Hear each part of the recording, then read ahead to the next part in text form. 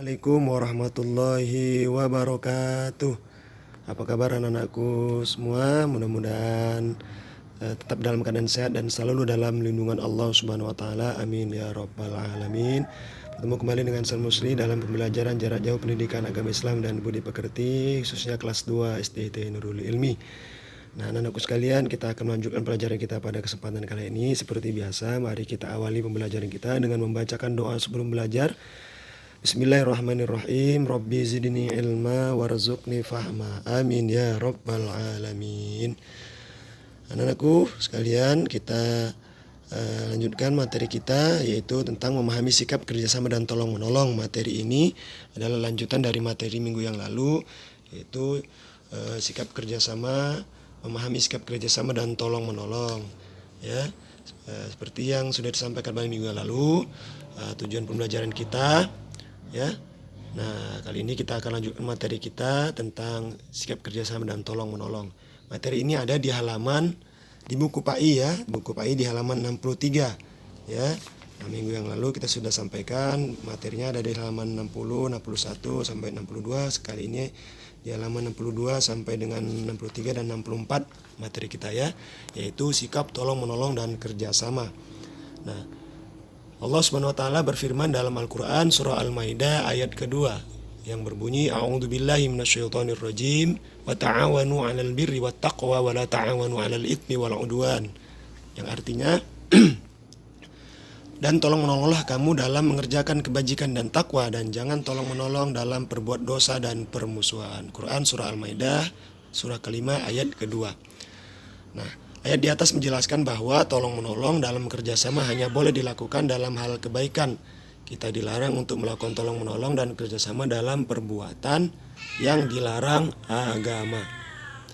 Nah, kemudian kita lihat manfaat kerjasama dan tolong-menolong. Apa sih manfaat kerjasama dan tolong-menolong itu?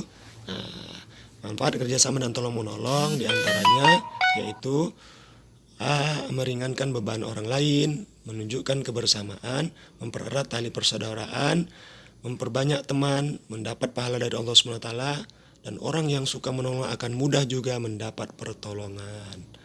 Nah, jadi ini beberapa contoh atau beberapa manfaat kerjasama dan tolong menolong. Nah, selanjutnya kita harus mencontohkan perilaku tolong menolong dan kerjasama ini ya. Yaitu yang pertama diantaranya tolong menolong dalam lingkungan keluarga. Apa saja sih tolong menolong dalam lingkungan keluarga? Ya, yaitu membantu orang tua dalam menyelesaikan pekerjaan rumah seperti memasak, mengepel, menyapu halaman, ya, kemudian merapikan tempat tidur dan merapikan mainan, membantu ayah, ya, mengajari adik dalam mengerjakan PR, tugas sekolah dan lain sebagainya.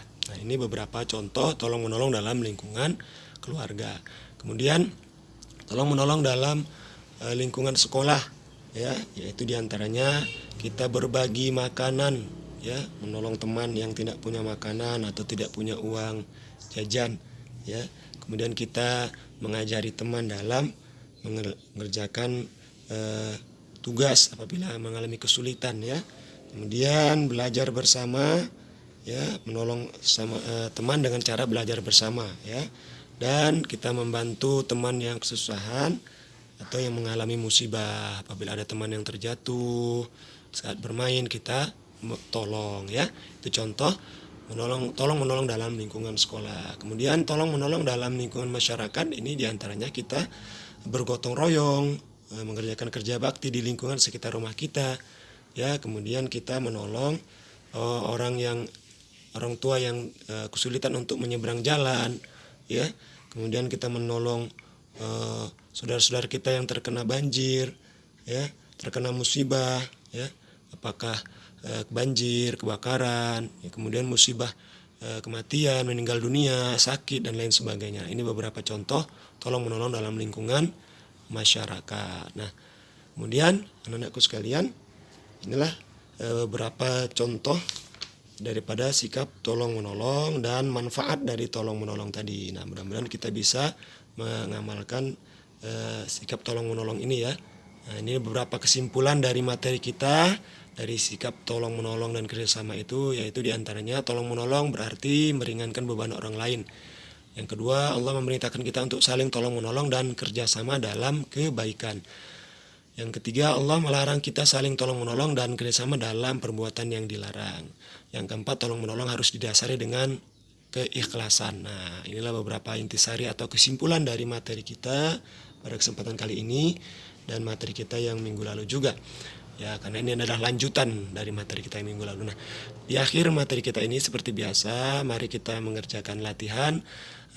Ya, kita kerjakan, namun materi latihannya ini ada di halaman 65. Mohon maaf, teacher tidak tuliskan ya.